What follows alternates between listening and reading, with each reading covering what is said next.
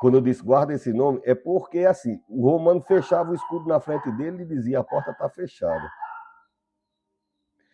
Quando você coloca o escudo de Deus na sua vida, o escudo da fé, a porta está fechada.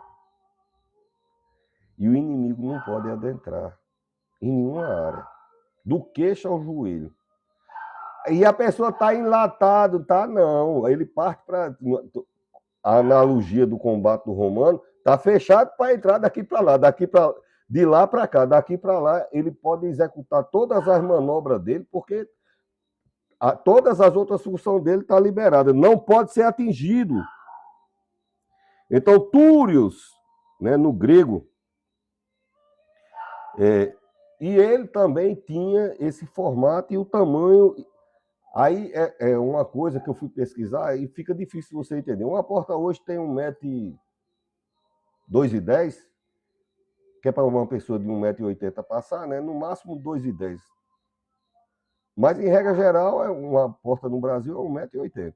A não ser que você seja muito rico e produza vídeo nos aplicativos, aí você mora naquelas casas que a porta tem 14 metros de comprimento, né? Que vive numa realidade diferente da nossa realidade. Olha essa porta atrás de mim aqui. 1,80 m. Essa porta do romano tinha 1,20 m por 70 m, que era a altura exata de uma porta daquele tempo. Veja no filme de Jesus, quando o romano vai entrar, pode olhar, todos eles têm que se abaixar. Era a altura da porta daquele tempo. Não interessa a altura que o cara era. A porta era daquela dimensão. 70 por 1,20 m. Então, qualquer pessoa que tivesse que entrar... Por que era assim? Não sei, querido. Eu estou relatando um fato histórico, né?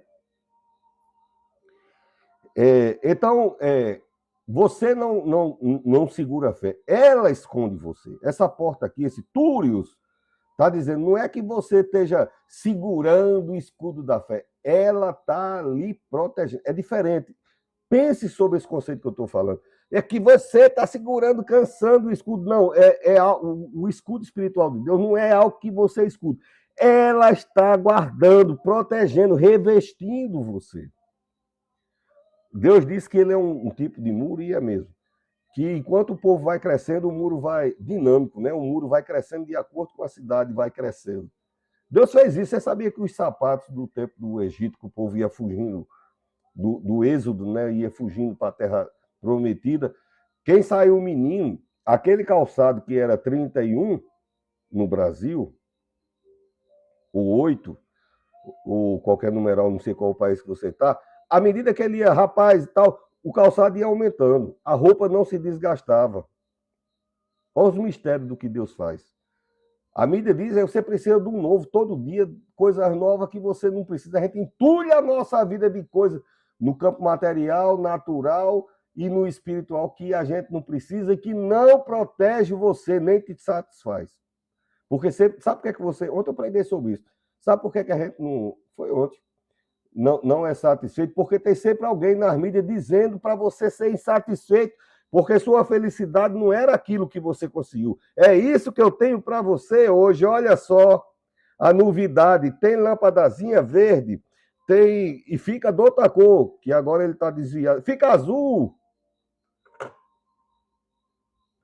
Sempre jogando uma braça mais para frente da felicidade. A fé guarda você, guarda a sua emoção, esconde você, tá certo?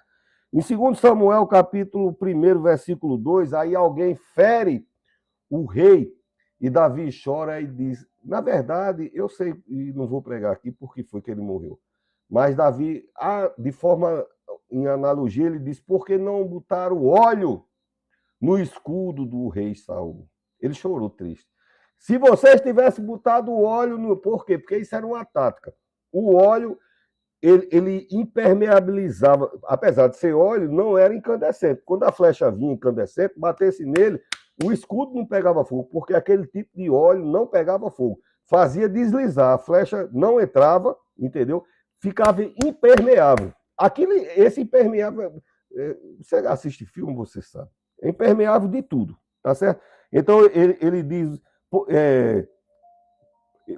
ele foi morto porque ninguém ungiu o escudo dele. Então, esse texto está dizendo que a nossa fé precisa ser ungida com o óleo do Espírito, porque senão resseca. Eu fui no homem e disse, amigo, olha como é que está o banco da minha caminhonete. Ele disse, pastor, esse carro tem 14 anos na minha mão, mas está todo rachado aqui, que é couro. Ele disse, o senhor passa óleo? Eu passo nem mim.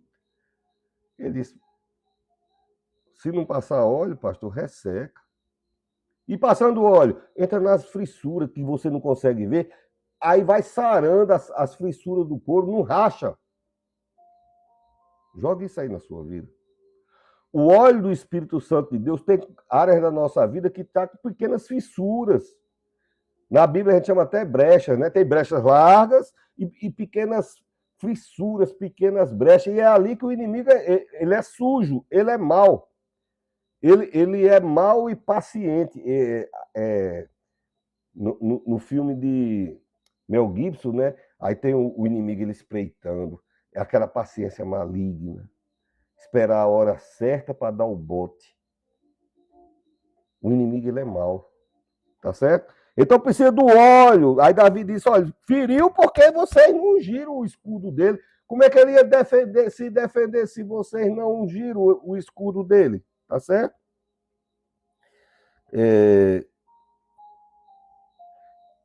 Então, a minha fé e a tua fé não pode estar seca. Não é só uma retórica, porque o pastor Marconi passou o conhecimento e agora eu estou sabendo. Não é assim. Efésios, lá onde eu li, capítulo 5, versículo 26, diz assim, ó. A fim de ser tendo-as purificado com o lavar da água pela palavra.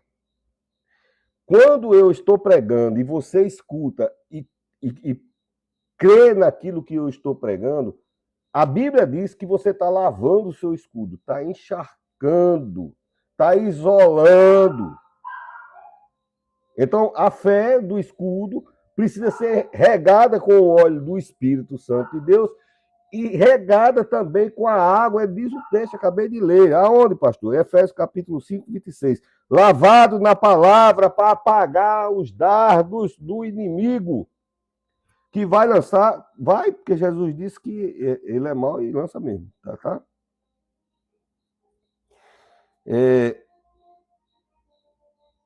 O escudo anula a eficiência de ferir de alguma coisa que venha contra a nossa vida, tá certo?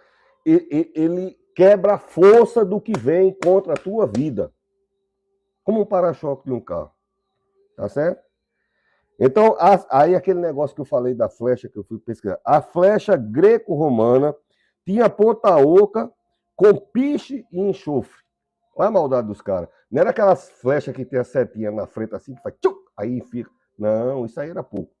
Era tipo uma bombinha na ponta, para quando chegar lá, pegar fogo e ferir a pessoa. Aonde pegasse, pegar fogo e doer e arder. E enxofre seria como você botar pólvora dentro de uma coisa. Enxofre era a pólvora que tinha naquele tempo, tá certo? Pegava fogo, o breu, o enxofre. Até outros filmes falam que eles derramavam, não é o caso. E o piche, que era para não dispersar, tem que ficar aqui e atingir ali, né? Então, e quando ela vinha, ela não ia ferir só a pessoa que ia ser o alvo dela, ela vinha respingando em quem está perto. O escudo da fé não guarda só você, guarda a sua família, guarda as pessoas. É porque meu marido é um ímpio, né? Meu marido não crê em nada, então creia você. É porque minha mulher é assim, assim, então creia você. Que seja o homem, que seja a mulher, creia você, crie o escudo você, defenda você. É importante, você ama, pois defenda. Né? Respingava e criava pânico. Quem é que não tem medo? Lá vem aquela ruma de flecha e ainda vem respingando. O pânico, o escudo da fé, segura e retém toda seta de pânico. Eu estava sendo fiscal de um concurso e aí a cobrança por celular hoje é muito severa. Se o celular tocar e você estiver na sala, se for o seu, é o famoso perdeu o Playboy. Você não fez nada. Se o bicho tocar um despertador, qualquer coisa, assim, o alarme que você trabalha todo dia, e tem uns aparelhos, eu tenho iPhone e tenho Xiaomi. Então não sei qual dos dois, mas eu sei que um deles, mesmo que você esteja desligado, quando chega na hora de despertar, aquele alarme ele liga sozinho, desperta, depois desliga. A mulher entrou numa situação de aflição tão grande. Primeiro que ela não conseguiu desligar o telefone dela, porque é aquele que você tem que apertar o power e mais um menos. Aí é que aparece a opção de desligar e a pessoa corre assim. E ela ficou, não conseguia mais respirar, e lá vai, levaram ela lá para o corredor onde eu estava, e botaram no banco. Eu disse, olha para mim. Aí eu disse, olha, faça comigo aqui, vamos respirar. E eu segurei na mão dela, ela viu que eu tinha um tipo de paz que ela precisava para aquele momento, ela acalmou. O meu escudo acalmou ela. Se você tiver o escudo da fé, essa pessoa que tem crise de pânico no seu entorno, quando você segurar na mão dela, encosta seu coração no coração dela, vê se essa crise de pânico não vai ser debelada imediatamente. Por quê? Porque você tem um escudo da fé. Mas se eu for pior do que ela, eu não vou comentar. Porque a fé é a certeza das coisas que se esperam. Eu tenho certeza, a fé é o meu escudo, eu tenho certeza. Vai passar, passa não. Por quê? Porque eu sei que foi preparado para não passar, não passa não. Mas eu não sei manejar exatamente, por isso que ela é uma porta para me guardar. Não é a gente que está segurando a fé, é ela que está segurando a gente. Não é uma... Ela que está sustentando a gente, além de guardar como uma porta, guardando você do lado de dentro. É você no Salmo 91. Aquele que habita no esconderijo do Altíssimo, a sombra do Onipotente descansará. Direi do Senhor, Ele é meu Deus, meu refúgio, minha fortaleza. Olha. Então,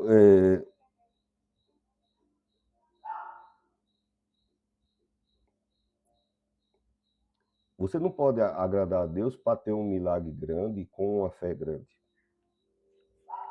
Olha o exemplo lá que eu coloquei, né? Se tiver uma fé do tamanho de um grão de mostarda. Um grande milagre pode chegar na tua vida se você tiver uma pequena fé. Mas tem que ser fé.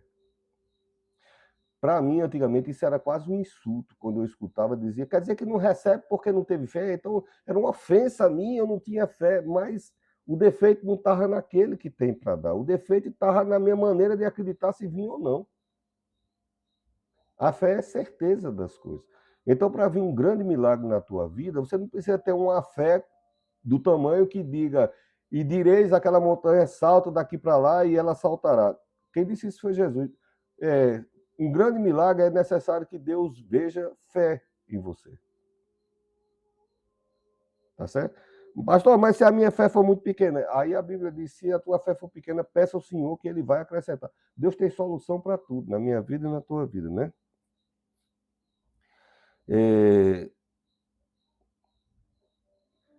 E a fé inquieta os soberbos, você sabia?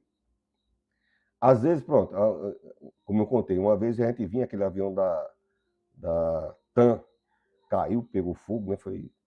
E eu peguei o voo subsequente e o pessoal, tu vai? Eu digo, vou, mas olha, eu vou, tô com saudade de casa, estava longe. Mas caiu um agora, eu digo, sim, mas não vai cair não. Pois olha aqui por mim também. Eu digo, não. Mas você tá do lado de você, antigamente podia escolher. Tinha lanche, tinha tudo. Então a fé inquieta as pessoas. Se não precisar, inquieta. É muito abestalhado, como aqui no Nordeste diz abestalhado. É uma pessoa lesa, tem umas coisas de acreditar. A fé inquieta. Mas mais importante do que você inquietar quem não tem fé é você impressionar a Deus. Agradar a Deus. A Bíblia diz, agrada-te do Senhor e Ele satisfará os desejos do seu coração. Então você não pode impor. Eu posso persuadir você com a unção do Espírito Santo a ter fé. Eu não posso impor você. Você vai ter fé na marra? Não tem. É igual conselho. Não tem como eu não tenho como impor a fé.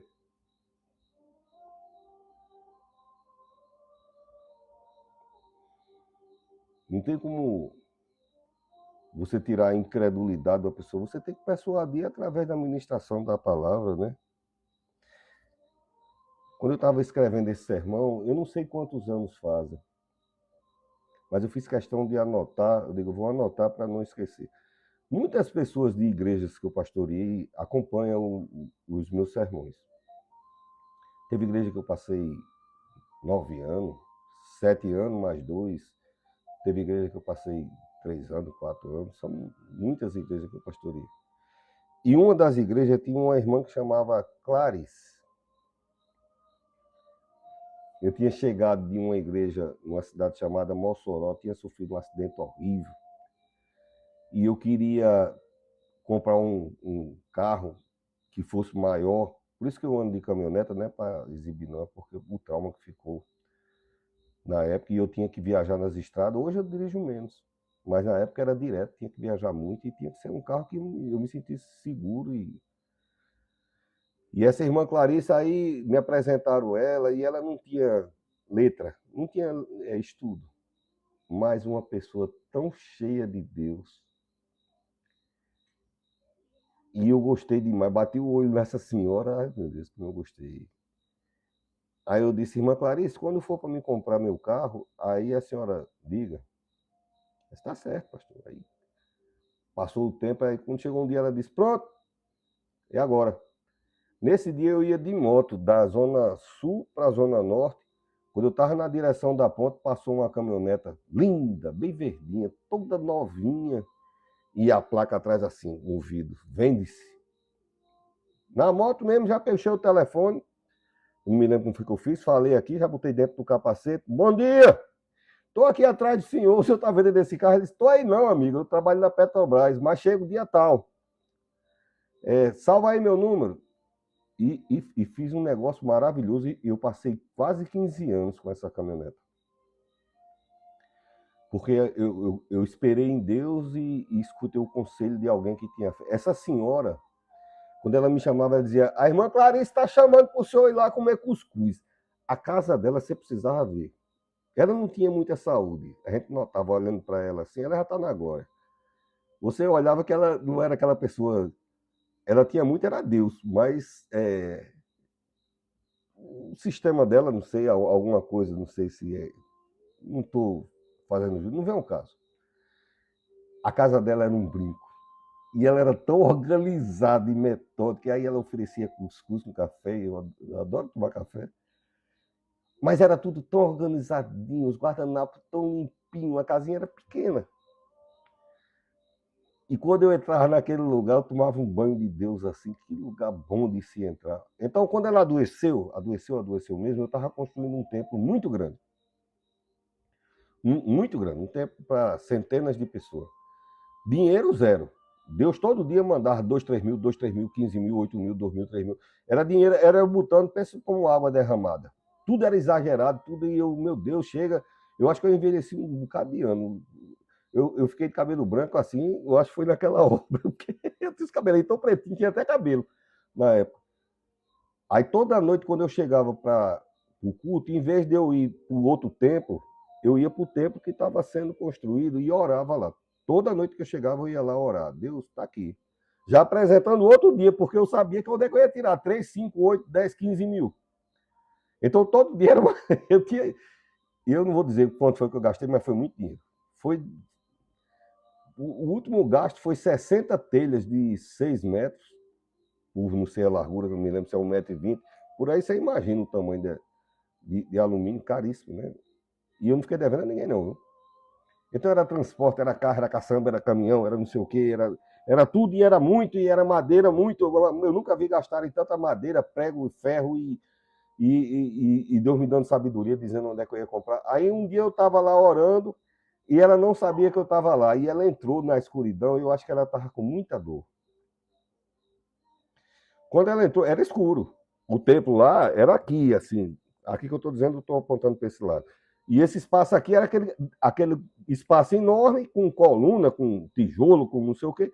E eu, num dos ambientes, não sei se eu estava sentado, se eu estava de joelho, não me lembro. Eu estava lá, eu podia ver ela, porque ela estava contra a luz. Ela jamais ia me ver, porque fazia tempo que eu estava no escuro, então eu podia ver ela. Ela chegou da luz, ela não ia conseguir me ver.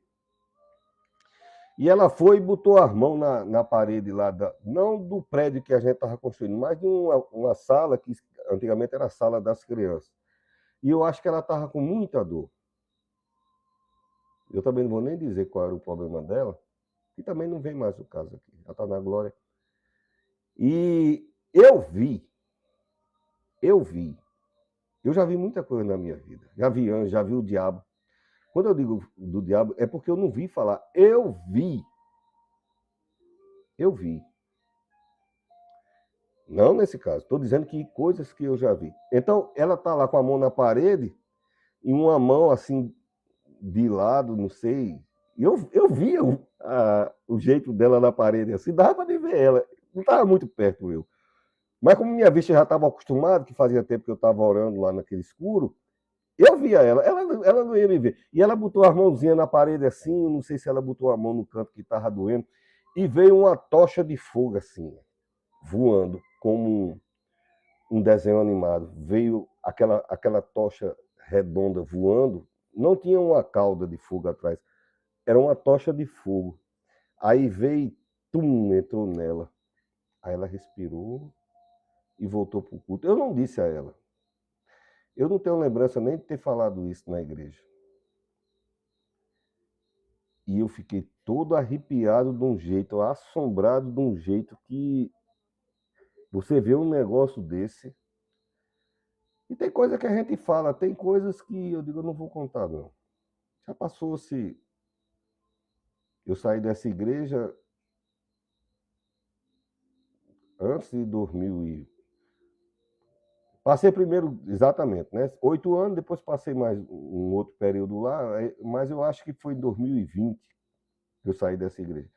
E eu não tinha falado nisso, mas me lembrei. Então eu quero glorificar a Deus por essa varoa que me ensinou muito a respeito de fé e por todas as clarices que existem na terra. Mulheres cheias da presença de Deus, cheias da unção, da autoridade. Mesmo em sua simplicidade, eu sou simples, então eu gosto de pessoas simples, tá certo? Então fica aqui o meu registro em algo que eu guardei tantos anos, né? Muitos anos a gente guardando, mas desde que inventaram a primeira batalha, inventaram o escudo, né?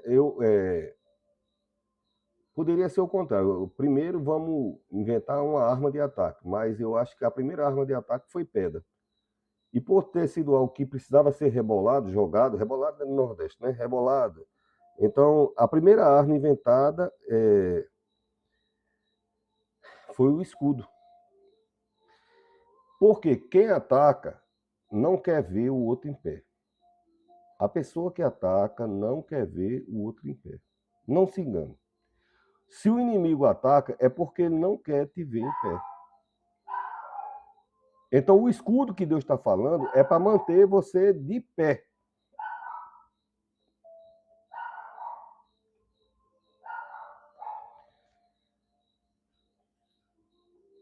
E Deus, como eu falei nesse testemunho agora, né?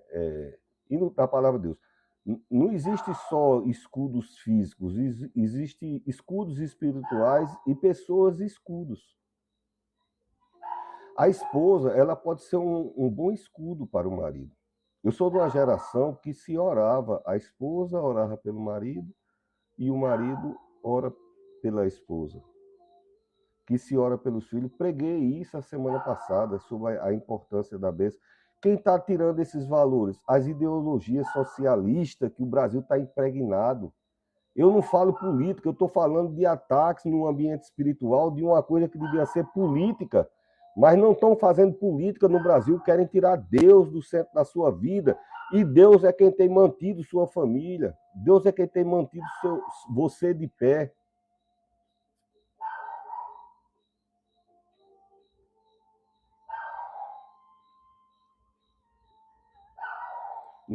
Quando eu falei pessoas escudas, há alguns dias atrás eu preguei 2 Samuel, capítulo 2, capítulo 21, 16, que fala de Abissai, que foi escudo para Davi. Davi estava cansado, velho. assim como eu. Então, tinha força de lutar, mas não tinha força de lutar tanto tempo quanto tinha antigamente. Então, ele cansou e cochilou quando estava descansando. E o gigante é mau. Um gigante atacar um homem que está cochilando, porque o diabo é sujo. Não importa se ele tem força, porque Deus tem poder na minha vida e na tua vida. Poder. O diabo tem força, ele é sujo. Quando o diabo foi expulso do céu, ele perdeu o resplendor, a formosura. Por isso que ele é deformado. Antes ele era chamado anjo de luz, né? Tem o nome dele, não quero dizer. Mas a formosura ele perdeu, porque vinha da presença de Deus. Então ele ficou deformado, mas a força ele trouxe. E ele é impiedoso. A Bíblia diz: se não for o Senhor, ó Israel, se não fosse Deus, se não fosse a misericórdia de Deus, são a causa de eu e você não sermos consumidos. Isso é Bíblia. Então, existem escudos físicos, escudos espirituais e pessoas escudos. Seja você uma pessoa escudo na sua casa, na sua empresa. Você já viu os médicos modernos operando? Eu tenho amigos que é médico, tenho amigos enfermeiros. Se ora agora. Ora. Se o médico for cristão, ele não quer nem saber. Antigamente era que coisa tola, um cientista, um doutor médico. Ora, ora. Para Deus dirigir, vai tudo perfeito. Não esquece nada dentro, não falta nada fora. Não inflama, vai tudo bem demais. Por quê? Porque Deus é escudo e fortaleza em tudo. Então, eu e você fomos guardados por escudos. Você que é moderninha, moderninho, entendeu? Não aprendeu na faculdade, aprendeu no seu partido político, não querer nada de escudo com Deus, porque isso é patriarcal, judaico-cristã, e você é uma pessoa tão moderninho, moderninha, entendeu? Foi o escudo dos seus pais, dos seus avós, dos padrinhos, da madrinha, que guardou você.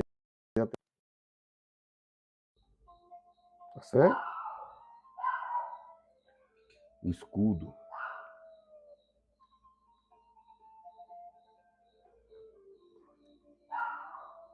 Tá pedindo para... Tá apertando. Será que tá ouvindo? Então, o teu avô, tua avó, teu pai, tua mãe, foram escudos na nossa vida. Então, não chegamos aonde chegamos sozinhos. Não chegamos aqui sozinhos. Né?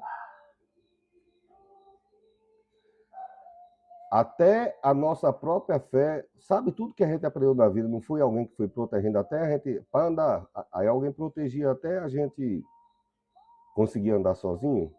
Como alguém que te ensinou a andar de bicicleta, que teve do lado até você pegar velocidade e ganhar asa e saber andar na bicicleta só, no patinho, seja. Então alguém foi esse escudo até você desenvolver o seu próprio escudo de fé. Deus abençoe. Ah, pastor Kleber.